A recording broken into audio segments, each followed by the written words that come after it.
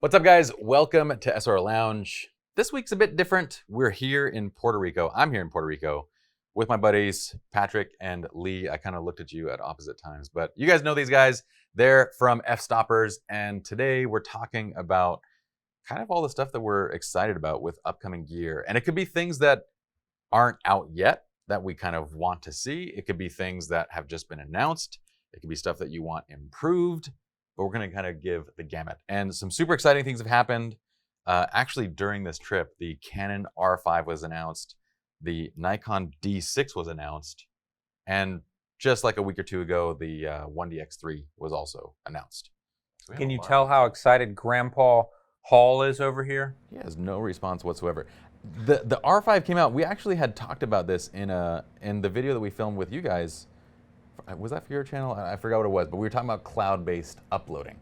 And I was just making the argument that it really disappoints me that cameras don't have a way to have a SIM card, because I feel like that's the next bridge that we need to cross. Is all of this tech connects to the cloud, you can upload images instantly, but you can't do that from the most beautiful sensors that we have.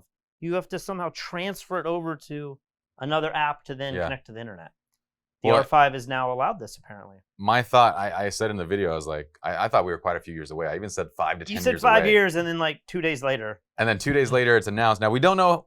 I have a feeling that it's still going to be a few years before this thing is kind of ironed out in a way that is functional for professionals.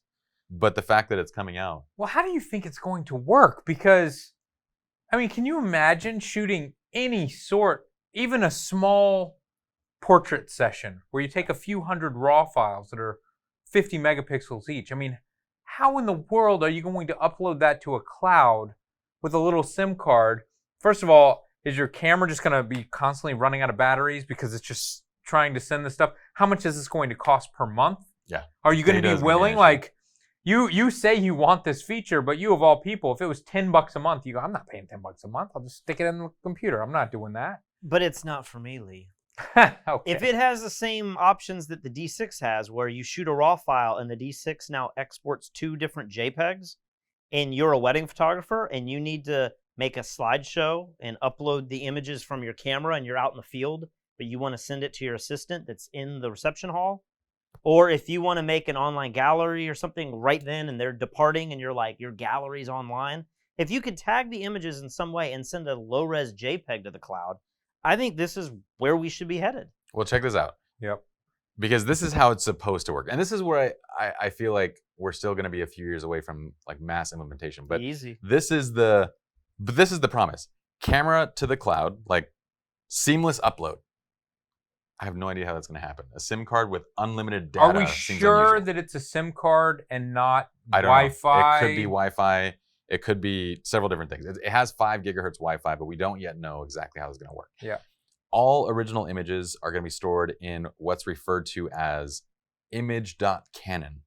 So image.canon is the cloud server that's going to store all images. Now, if you can imagine, it's going to take a few years because they're about to have 1 million cameras simultaneously uploading original images to the cloud. How is this worth it for them? Then you can auto download images for up to 30 days or auto forward images to Google Drive. And you have up to 10 gigabytes long-term storage, which I assume they're going to give you the option to be able to like upgrade and whatnot. And you can share and play with the images and whatnot. But can you imagine how many of these cameras are going to move and how many people are going to be uploading to this platform?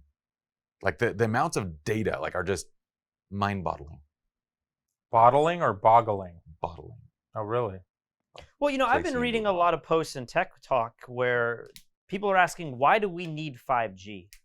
Like, what do we need to be able to stream when I can already watch YouTube videos and everything on my phone perfectly fine? And many of the screens don't have real 4K capabilities anyway.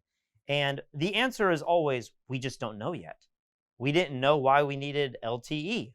But now that we have it, we realize, like, I'm watching videos all the time. This is the reason I think we're going to need 5G. And my hope is that the carriers will allow us for a reasonable price to be able to upload the gigabytes that we need. I mean, if we want to back up our Synologies, we can't. I mean, we have terabytes. Like what, 50, 100 terabytes? It literally probably could never upload with our workflow constantly adding more data to it. it'd be in a perpetual state of uploading until we can get these caps lifted. I feel like we're going to see this successful from the consumer mindset a lot quicker than we are from the professional mindset, from the professional photographer. Because even my connection at home, I have a good cable connection at home, and they still limit, like if I want unlimited data from my house, Yeah. I have to spend extra money. Like I can't even have it through my cable connection. I don't even know if unlimited internet with Comcast exists anymore. They call it that. But it's they definitely limit it. I got a letter saying, I know that we call it unlimited, but we do actually start charging ridiculous. extra after X amount of terabytes per month. So I don't know how this is going to work, but it is exciting. It's cool. Like you said, though, I feel like this might be more exciting for the consumer. Yeah. Someone like my mom, who is like always struggling with the computer and everything, if she was able to somehow get them into a shared folder and they would just show up on the computer, show up on her phone, show up on her iPad, and then she could email them out from there, that would be the greatest. No, your mom told me she was super excited when I saw her last night. Sorry. It was the perfect opportunity. The other thing it opens up is now you have the ability to have geotagging in every image, right? Yes, you have geotagging. How does that work with cameras like the D6? Because the D6 says that it does that, but if it's out in the field, I think it's got a GPS receiver, so it knows where it is. It's putting it into the metadata. Cell service. Well, and we haven't even talked about all the other stuff that the R5 has, because the R5 is supposedly promising 8K video at 30 frames per second, 4K at up to 100. I can't even I'm so excited about this that I can't even hit my 120 frames per second, 4K video. We don't know yet what the formats are going to be, and hopefully, I mean, knowing kind of Canon's got that, the Canon cripple hammer. Mm-hmm. So I feel like 8K video is going to be some sort of crazy crop, or I don't know what it's going to be. But then we have a 20 frames per second capture, 12 with mechanical shutter, 45 megapixels, a completely new sensor. I mean, doesn't this camera sound better than the 1DX Mark III? 100%. In every way? 100%. I'm actually excited about this. Whereas the 1DX Mark III is just, I don't know, can you imagine running around with those huge cameras still in your hands? And no, I mean, there's just so much about mirrorless cameras that have won me over. I thought I wouldn't like them, but I do like them now. The question is, do you feel like, I've always been comparing things to the Sony A9 after using that camera in the silent mode without the mechanical shutter. It's got the fastest sensor in the world, and do you think this is going to come close to that? Will you be able to shoot fast-moving subjects without a shutter in this camera? I think you should have a really high-quality autofocus. I don't know if it's going to beat out Sony just because... I'm not talking about autofocus. I'm talking about those sensor read speeds. Oh, the jelly effect? Yeah. Like it. A rolling 40, shutter how many effect. megapixels That I don't know. 40-something? I would think that they would have. I mean, Canon has top-of-the-line, cinema cameras, the C100, 200, 500, all their cameras. I would think they would be able to deal with rolling shutter in this camera. I mean, they're touting its video features like mad. So, I understand that, but Canon cameras and Nikon cameras have all suffered from pretty significant rolling shutter. That's true. I mean, all cameras, not just Canon and Nikon. Well, except for the Sony A9. Like, something is going on with the Sony A9 that it's like 10 times faster than any other camera They're doing I've a lot ever of seen. software compensation for it, I'm sure. You think? It has to be, right? I don't think so. I think so? it's something with the sensor. If it's That'd be software, crazy. then why wouldn't they put it in every camera? I don't know. You're a good point. That's a good point. But there are other things that what gets me really excited about it. Have you guys used the new RF glass? No. The new RF glass, honestly, almost had me switching over to the EOS R by itself. I wasn't excited about the EOS R. I thought it was like kind of a downgrade from a 5D4. But the glass that you use with it, the RF glass is just absolutely incredible. Like you take just the quality of imagery that you're getting out of it, the faster autofocus performance, the increased sharpness. It was, it was like moving from I feel like we went from like the 2470. You went from the 2470 to the Mark II, and you were like, man, that Mark II lens is so much better. This feels like we're going from a Mark II to like a Mark IV. Like we've skipped over a generation, and you're getting image quality. How does manual autofocus work? Is it focused by wire, or is it? Could you add like a focus pulling mechanism to these lenses, or is it focused by wire? It's always resetting every time you turn off the camera, and it doesn't know where it's at. Yeah, that's a good question. I haven't set up a focus on a mirrorless camera for. But you video. know how the lens works. I mean, it's a focus by wire lens. Okay. But I would imagine that they're going to be designing this to be used with a pulling system as well, like a flip into manual.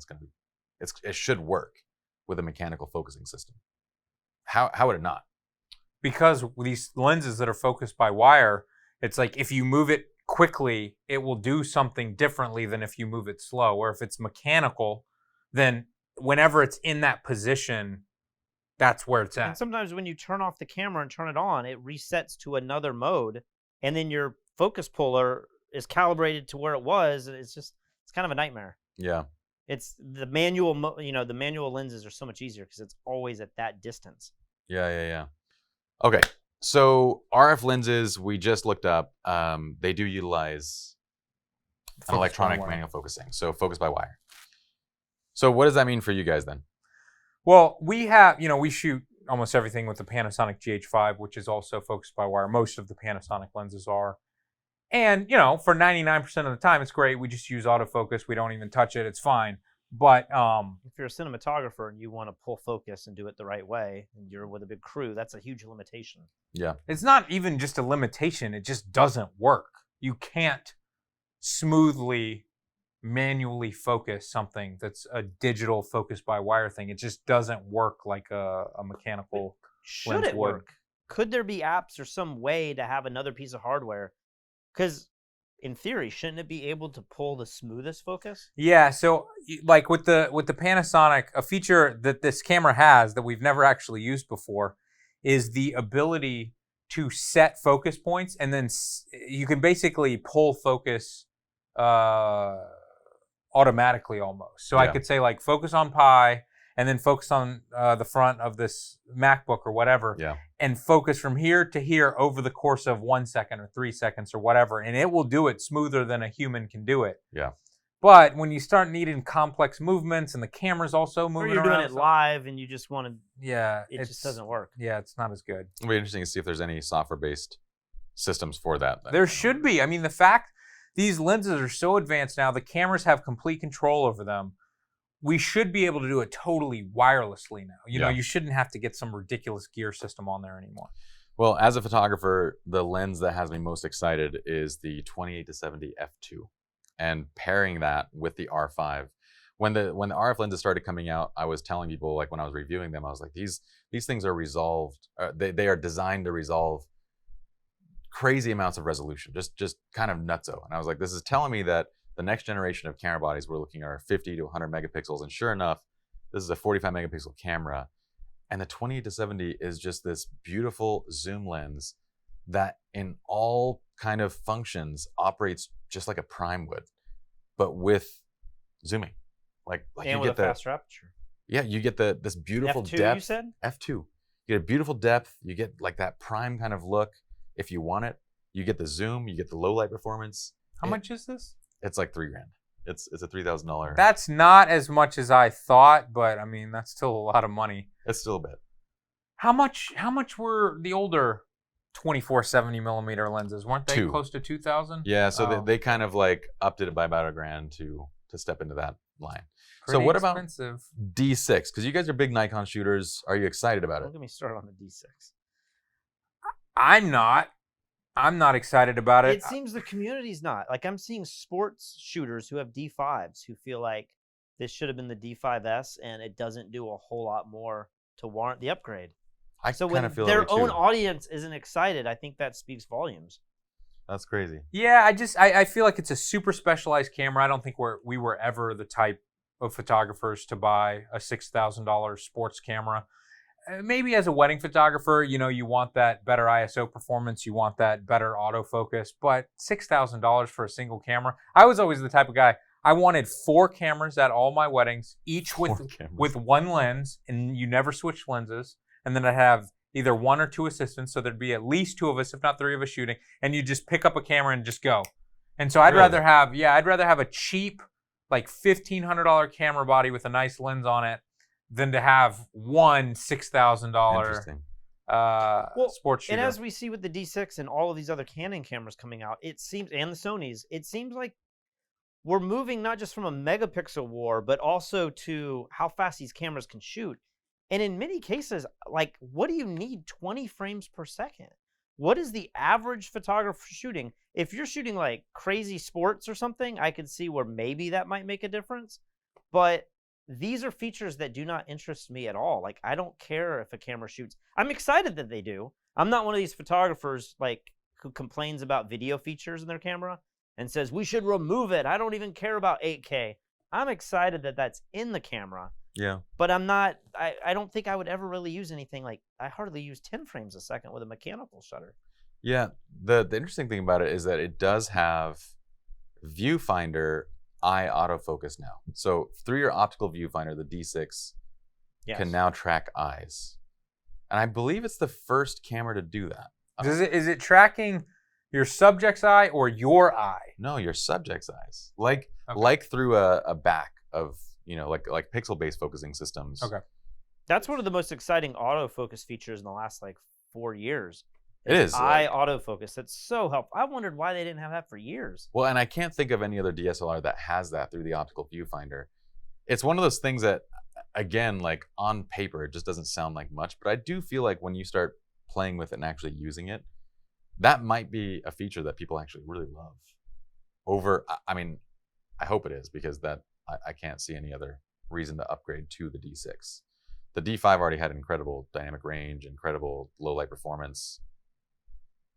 I don't know. So what about 1DX Mark III? I don't know a damn thing about that camera. As a non-Canon owner, I don't know anything about it. Tell me about it, Pi. Well, I feel like they're putting this thing as the next gen cinema DSLR. That's what it kind of feels like. Because it now natively shoots like 5K RAW. Is that what I read? Internal RAW. That's okay, I did hear about that. So internal RAW, you have, and I think it does, I don't know if it does 5.5K at 60 frames per second, but it does 4K RAW at 60 frames per second. You have Canon log, you have all the video functionality. From a video standpoint, it's incredible. You're getting the sports kind of autofocus and frame rates, and again though, 20 megapixel files like don't excite me. The other thing that doesn't excite me about it is like, I'm wondering what are they gonna do with this body? With the Nikon hasn't yet moved to this completely. I mean, they moved to the Z mount completely? Like, is there new they're glass? Still straddling both sides. Yeah, there's new glass for it. There is new glass, but is it like Canon's new glass just completely destroys their old glass? Like every new RF lens that they're coming out with the same stuff that they had in EF, but it just blows it out of the water. And that's what's weird, is because here they come and release the 1DX Mark III, and I would think the first thing people are going to be like is, man, I can't use the newest glass with this. Like, I'm stuck using my EF glass. So I'm wondering like how they're going to be adapting this and what they're going to be doing to get this to RF glass functionality. But going back to the RAW stuff, do you ever shoot in RAW video? Because I know all the videographers that I know that shoot on the higher end Canon stuff, they only shoot in RAW like if there's some weird client request, and they always talk about how big of a pain in the butt it is. And for the most part, they can just choose their white balance, burn it into the file, and then if they have enough of the bit rate and everything, they can edit and post. But the amount of data that RAW takes is so incredibly high that I don't even know that interests me all that much. I don't it's think essential for photographers, but I don't know for videographers it's that big of a deal. No, but what it does do is it opens up the 1DX3 for serious production use. Like, this can now be used as like a Hollywood B cam or C cam. They say that, but have you ever looked at the requirements that like Netflix has on which cameras have to be used to submit to their channel? I don't think it's for submitting. I think they will get this camera actually approved, it's like for Netflix shooting approved. originals. Right. But it's still, that camera probably will still not. I mean, he thinks I have a feeling this might make, like, knowing Canon and their relationship to the film community, I think they're aiming for this to be a Netflix approved camera. So we were just speaking off camera a second ago about the fact that most Canon cameras still have this 30-minute record limit. Yes. That keeps me from moving to a Canon DSLR mirrorless camera to shoot video with, because like this video will probably go over 30 minutes. Yeah. So we literally could not use the camera. Are you saying that this camera is going to be shooting for more than 30 minutes? Or are you saying the big Hollywood productions would never do a take for 30 They'd minutes? never do a take so for it doesn't 30 matter. minutes. It's doubtful that they would do a take for 30 minutes. But I actually tried to look it up to see. I don't know if they have yet posted the limitations on time. But I think to Canon, there's something in there that they say, like, once you pass the 30-minute mark, this is now classified as a cinema camera. So I don't know what they're classifying. I mean, most likely it's just going to be a DSLR. Like, I don't know if they're classifying it as a cinema Right, camera. which So I just don't see how you can say this is a serious video camera, but for no reason we're just going to cut it off at 30 minutes every time. yeah, But maybe that is the feature that Canon's going to use to force people to buy one of their real cinema cameras rather than this thing. it could be. But to your point, though, I would tell those cinematographers that are excited about this 5.5K RAW thing that you're absolutely right. Most practical functions, you just want log. You want the additional bit rate. You want a good file. I like the 5K. Yeah. Get to punch in just a little bit more. Yeah. So RAW is going to be a nightmare to work with. Okay, so I'm curious of all this stuff that we kind of talked about. Well, actually, Let me tell you about some of the things that are not in any of these cameras that I'd like to see. Yes. Because this is what kind of irks me is I'm not that excited about some of these features. What I do want is I want lower ISOs that as a still photographer, we can take longer exposures, or as a videographer, I don't need to carry around the neutral density filters. Yeah. Or maybe there could be some compromise where there's like a built-in neutral density filter.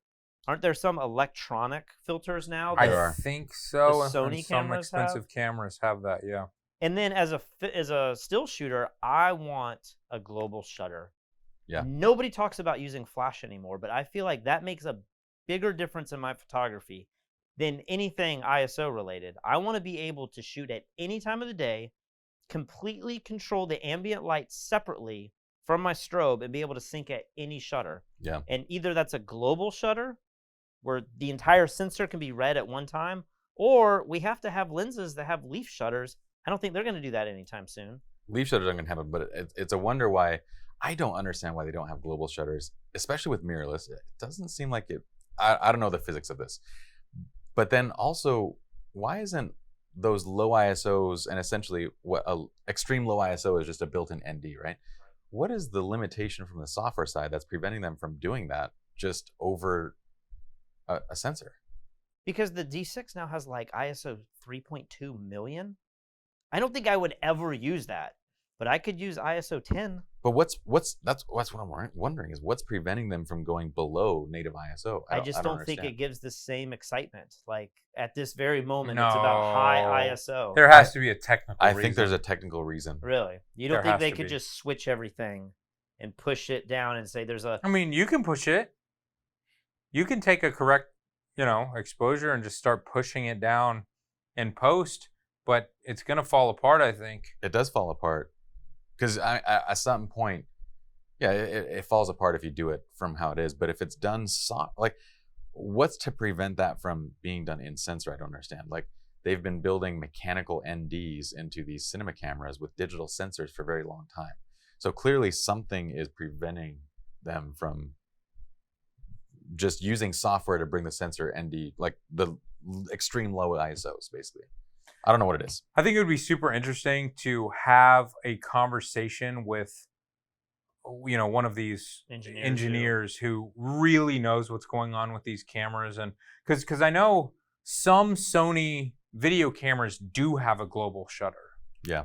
But there's no still camera that currently has a global shutter that I know of that's, And even usable. if that meant going down to 12 megapixels, I mean, that'd be a hard pill to swallow. But if you could have one camera that was 12 or 14 megapixels, but could sync at any speed. And think about how small it could be. No moving parts. It could be the smallest little camera, so thin, I've been saying for years, even while the mirrorless were first coming out, it's not the mirror that drove me crazy. It was the shutter. But what's gonna happen is all of this technology is gonna come out, and then in 5 or 6 years, 10 years, they're gonna say, "Oh, you're into the mirrorless? Guess what we have now?" Yep. And you they're got to gonna rebuy all refresh those everything. lenses. Because the reality is a lot of these companies are struggling. I mean, camera sales continue to hit the lowest points ever. Yeah. And the only way they can really survive, I feel like, is to re-release all these lenses again and re-release all these cameras and come up with the next technology that at the end of the day, is it really allowing you to produce better pictures? I mean, your team's converted to a lot of mirrorless. Are your guys, are the people in your studio creating better images than they could have 5 years ago? Or is it just marginally better? The only thing that would have improved is just the glass. That's the only noticeable difference there is now. And when I say noticeable, I mean a photographer notices it. A client would never see the difference between these things. You know what else like I kind of want built into these cameras?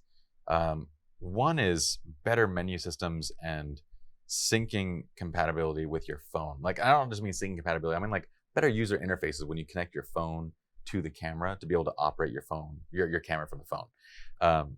Right now, the menu systems, especially on the Canon side, are pretty. The menu systems are good, but connecting your phone is pretty terrible. Yeah, it's and horrible on every single camera. The one thing that we found that worked really well in the past was the Cam Ranger. Yeah. This physical device that you plug into your camera and then you connect your phone to that device. Somehow the Wi-Fi signal on that was amazing, and you could walk all over the place and it would send the signal and you could control the camera and send stuff back and forth. It was great. But why can't they put that apps in the that, SnapBridge never works, ever. I don't know what Canon's equivalent. That's Nikon's, but it's so infuriating. It's really annoying. And then the other thing I was going to say is, why the hell do we keep having to buy wireless radio remotes? Like, Canon knows how to do, every one of these companies has their own radio systems. Why aren't those just beginning to be built into the bodies? So the body has a remote built in, and if ProPhoto wants to connect to a Canon or a Sony, they just license it and they just access it. Oh my gosh, that'd be amazing. The one thing that wouldn't work with is that you need more buttons. Like when you have that ProPhoto remote, you have, or any remote really, you have different channels, and don't you like to hit those tangible buttons? But it's all back of the screen now. I mean, like, why not just jump into a flash screen and it has a menu there and you just control it from the I mean, these things are turning into, I feel like, more software than they are. I mean, there was a time when Pocket Wizard was the king, and everyone would say, why does the D3 not have a Pocket Wizard built in? I think you actually could. You could get a Pocket Wizard built in. Do you remember that? You could I remember that at one point. One of the Nikon cameras back, and they would build the Pocket Wizard inside, and you'd have the little antenna that would come out of the front, and it was super expensive. I remember that, and I remember thinking, oh, I want that. That's cool. But not so cool anymore. That seems wild that we're a decade down the road and a radio is not being built into it. I really wonder, and I'd love to hear your guys' opinion. I think that flash photography is dying. I think more and more people are ignoring flash altogether. I think for our generation, flash photography was this eye-opening thing. Yeah. I think you can do so much now with natural light and fast lenses in your phone that it feels to me that the majority of images that I'm seeing published on a daily basis through Instagram and through our channels are not relying on flash nearly as much. And we have friends who even think that, and you probably will say this as a software developer, that artificial flash in software is actually going to be the future. Maybe syncing all your cameras to flash and having all these extra pieces of hardware is going to be a thing of the past altogether. It could be. I mean, I agree 100% right now that what this next generation is learning, most of this next generation, they're not shooting weddings or they're not delivering hundreds of images. They're just taking, nice pictures to post to Instagram. They need one or two. And instead of carrying a flash around, they just dodge and burn. Yeah.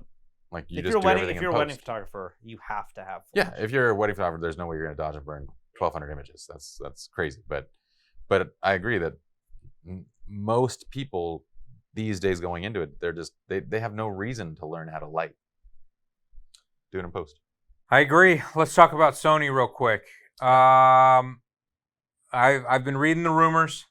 People are saying that the Sony A7S III is finally coming out 6 years later or something. When was that camera supposed to come out? They skipped one. It was kind of weird, their whole release schedule, but it was supposed to come out before the A7R4.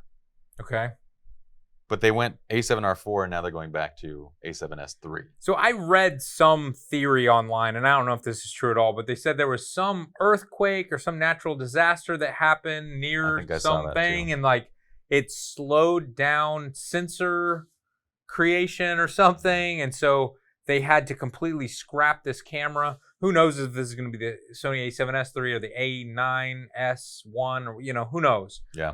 But basically, this would be a low megapixel, high ISO, video-centered mirrorless camera. Yeah. And I feel like Sony is due for this.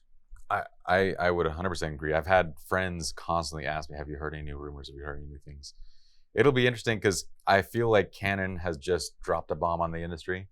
And now it'll be fun watching each of the other companies kind of catch up to that now. I don't know that Sony's necessarily behind by any means, but have you guys looked into kind of like color differences between all the cameras? I mean, you can't see color at all. But Patrick. I've never done a test side by side with all of them, but we've definitely mixed in footage over the years with different projects. And one thing that's weird with the high ISO stuff is you start to get into those really high ISOs and you're just not used to seeing scenes in that kind of lighting. Yeah. Things start to look really weird. Yeah. The contrast and the colors look very strange, even though the exposure might start to be correct. You start shooting in like full moon lighting and it starts to look like daylight. Weird stuff starts to happen. I don't know that that's how every, cinematographer would use those cameras. I think we kind of think as wedding photographers, like, what can you do in a low light reception? Yeah. That's like the holy grail of high ISO. But is there a particular look from one camera that you like over another? We've been shooting a lot with the Fuji cameras, and you put it in their cinema profile. It looks really good. I feel like for the kind of filmic kind of look, the Fuji cameras are stellar. Like they have all the built-in film packs. It gets you there very well. I've honestly liked each of the different brands for different reasons. Like I've been shooting a lot on Sony. I find their files to be very kind of sterile almost. Like for commercial purposes, they're great because they come out of camera almost like very neutral. Yeah. And if you're coming from Canon, you're like, well, I got to add color to this. But on the Canon side, while you get great portraits and skin tones look fantastic and it's warm, when you go commercial and other means, you're kind of desaturating a lot. On the Nikon side, I really like the color for nature. I don't know why, but I love the dynamic range and the way the Nikon sensor resolves green and blues. And it works fantastically, I think, for landscape and nature photography. What do you like about Olympus? That they're still in the business. I think that's just the fact that they're still making cameras is. I don't use their cameras, but the fact that they're still making. One thing I do want to bring up here. Go ahead, Pat. I think we talked off camera about this, but this new HEIF format where you can now get it's like a JPEG replacement. Yeah, that is where exciting. Essentially you have a new file format that can be 10 to maybe 16 bits in a file that now is 25% the size of an equivalent JPEG. I mean, equivalent JPEG is 8-bit. Yep. So you're already getting way more data per pixel. At a smaller file size. 25%. I mean, because you've used the JPEG Mini plugin. Yeah. Like we use that since we found out about it, and it helps drastically reduce the size that you're delivering to your clients. Question is, what do you call these files? HEIF? HEIF files. HEIF? HEIF? I think HEIF could be the next step in kind of revolution between, do you really need to shoot RAW? Like, how often now is a HEIF file just going to be enough, compared to JPEG? Like JPEG, like there were so many, the 8-bit in and of itself, like the color, the dynamic range, but now you're going to... Leah's printed Mini a JPEG.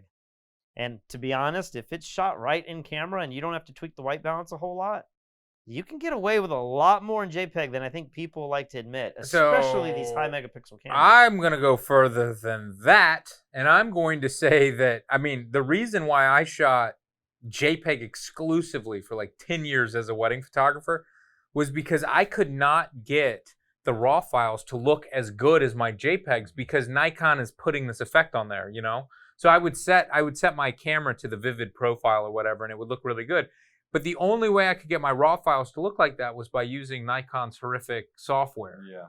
And so that was a pain in the butt. I wasn't going to do that. So I just got really good at getting my shots perfect in camera. Perfect exposure, perfect white balance every single time. Most photographers today are not accustomed to even considering white balance. They just fix it later. Yeah. I was really good about doing doing it just like that. And people would say, they'd be like, how do you get your image to look like that? And I'm like, vivid profile Nikon. Vivid in camera. Yep, just like that. Well, Frono's photo has the shoot raw only shirt, whatever, the I shoot raw. Yeah. We need to make a I shoot I JPEG. shoot JPEG. Well, I actually did. This is a long time ago, maybe like 8 years ago. The Fro was, doing his thing on YouTube, and we made a few joke t-shirts, and we put them on the Fstoppers for sale. And one of them was I shoot JPEG. And Fro's minions got upset and were like, oh my gosh, he's ripping you off, blah, blah, blah.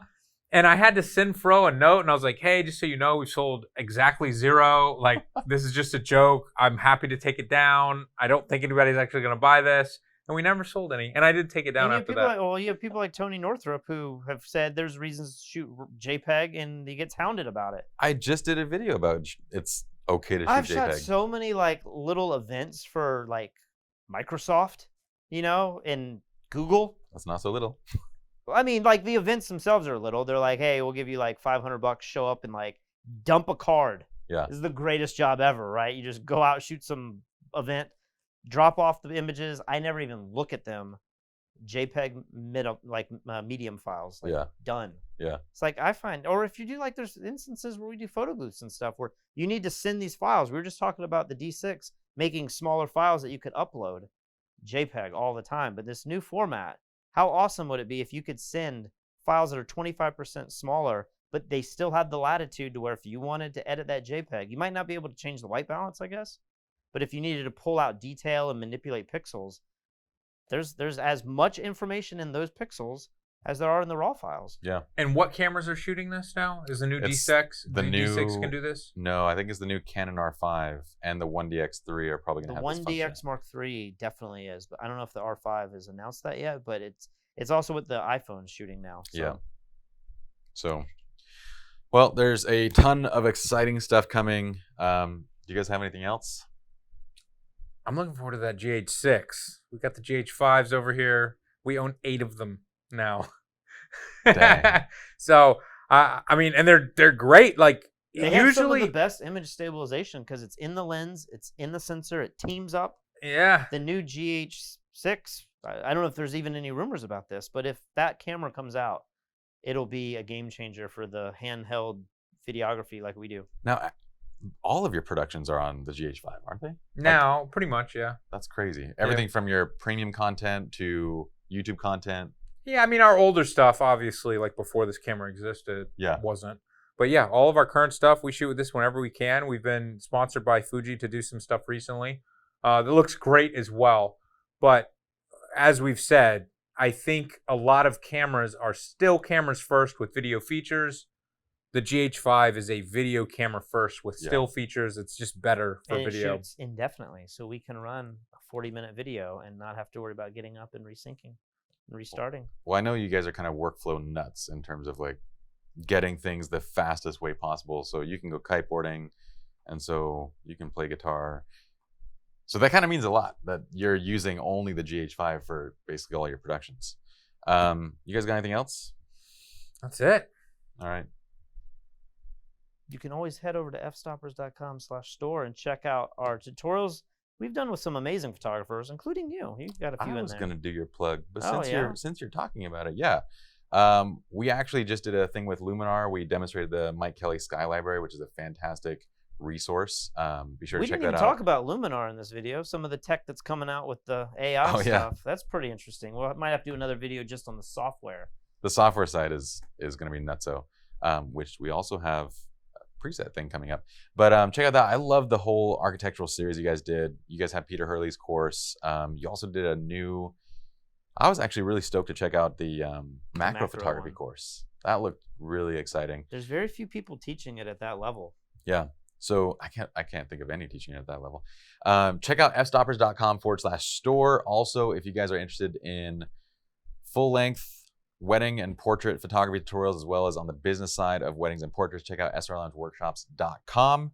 And we have a little challenge video that you guys should go check out on the Fstoppers YouTube channel. So be sure to check that out. Subscribe to their channel. subscribe down below. Leave us a comment. Tell us what you want to see next. If you like these videos where we come out to Puerto Rico and film with Patrick and Lee, let us know because I love every excuse I can get to come out here. See you Peace. guys soon.